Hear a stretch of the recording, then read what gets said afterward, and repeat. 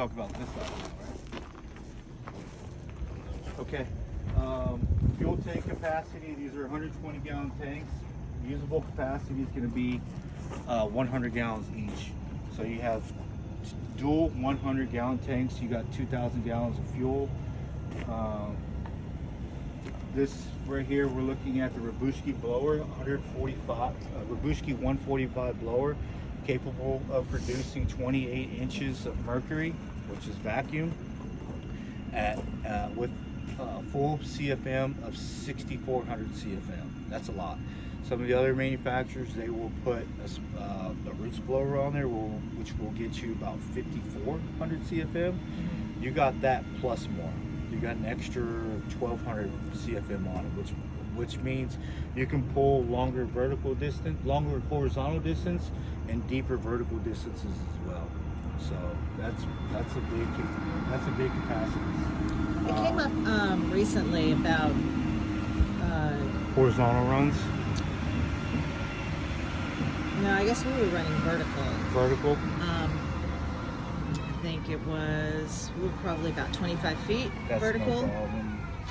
All right, because they were telling me that they were getting a little bit of vacuum loss, and I was like, I think it might be like maybe the way that you have the vacuum set against the ground. It's all about the applications, and that's one thing that I'll do. It's if you're on a rooftop, if you're 2,000 feet away, 45 feet up in a cement plant.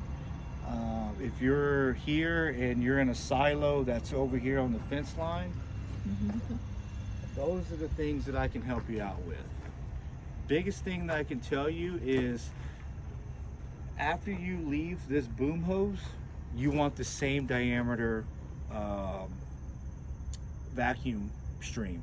If you got 8-inch here and you're 1,500 feet away, and you got only 6-inch, run 6-inch the whole 1,600 feet away. Don't change your sizes. Don't go to a 4-inch intermediate. Keep the whole thing from wherever you are, from right here or right here. Keep the same length all the way through. You said 1,600 feet? You can pull 1,600 feet horizontal. Horizontal. So, down, depending on your air and how much you're actually wanting to produce. Again, when we talk about 28 inches of true vacuum, that's filling up an entire 8-inch boom hose. Let's say water. If you have water if you're in a well, or if you're pulling water, this truck can pull an entire column of 8-inch water 28 feet from below the ground surface all the way up. Zero air in it. Just all 28 feet can go. Let's say, for instance, you need to go 40, 50. You need to start introducing more air in there. So you also, instead of pulling a full 8-inch column, you're going to want to reduce that down.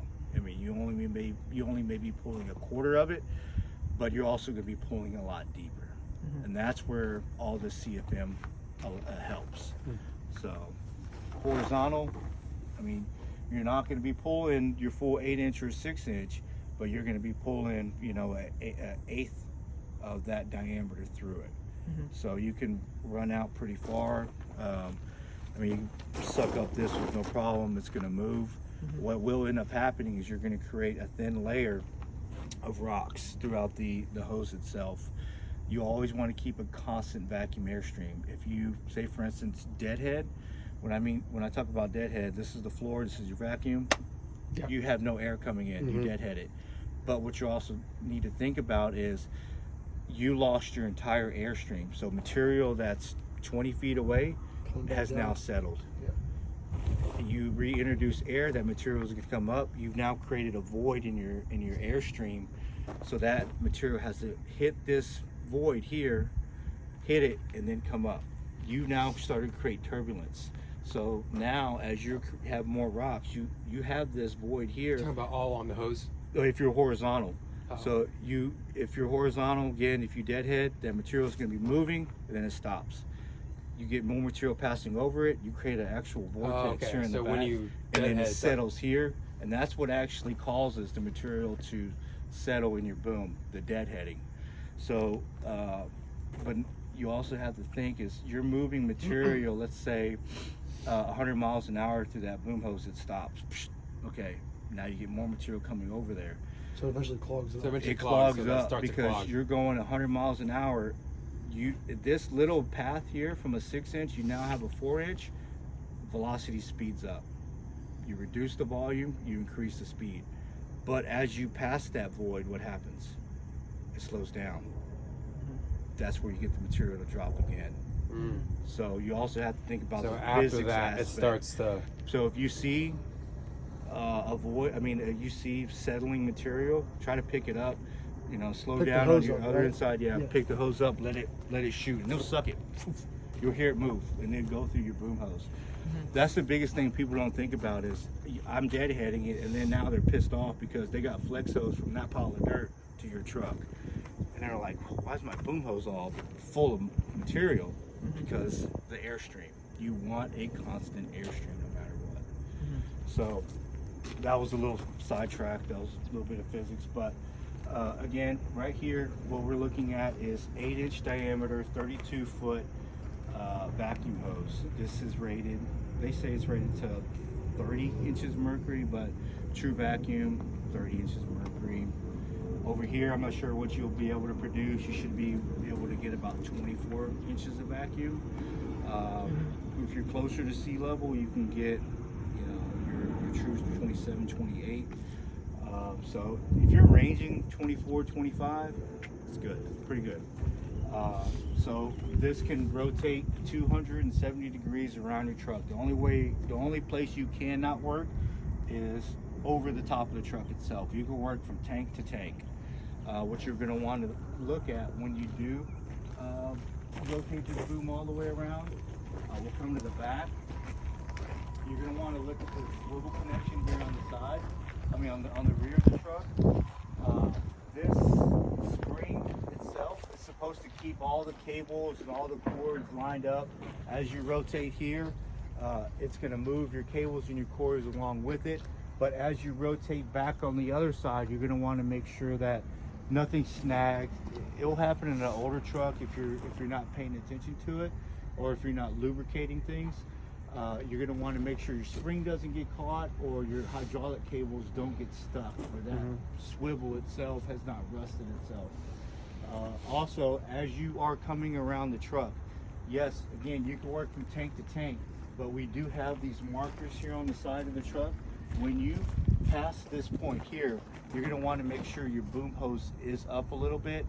So again, because your boom hose can angle down. I think it's got about 15 degrees of negative decline. So if you're coming around this side and you're still down, you can actually crash into your catwalk.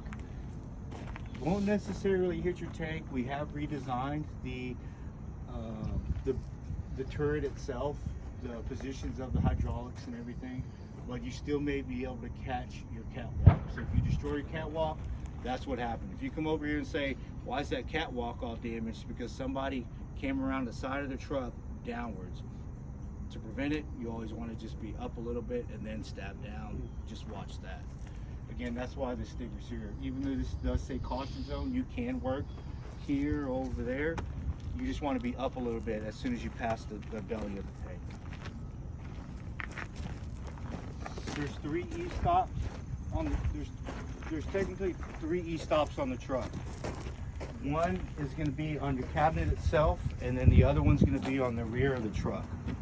The third one is going to be on the remote. If your remote is off, that's technically an e-stop. If you have this thing in wireless, you just want to come over here and manipulate the booms itself. You're saying you don't have any hydraulics, it's because that third e-stop's engaged.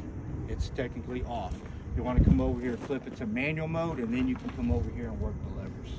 This is a redundant system. This is going to be an override. Even though that you have your remote on, you can still engage and manually override the hydraulics itself. Very good applications. And so if you do lose your remote, you can always continue to work off the rear of the truck. The only thing you can't do here is going to be run your cat pump. Again, you're going to want to flip that to manual and then use the dial from 1 to 10 to discharge your pressure. So again, the only thing you cannot do back here hydraulically with the truck is going to be run your pump. So flip that to manual on your pump and then work off the dial.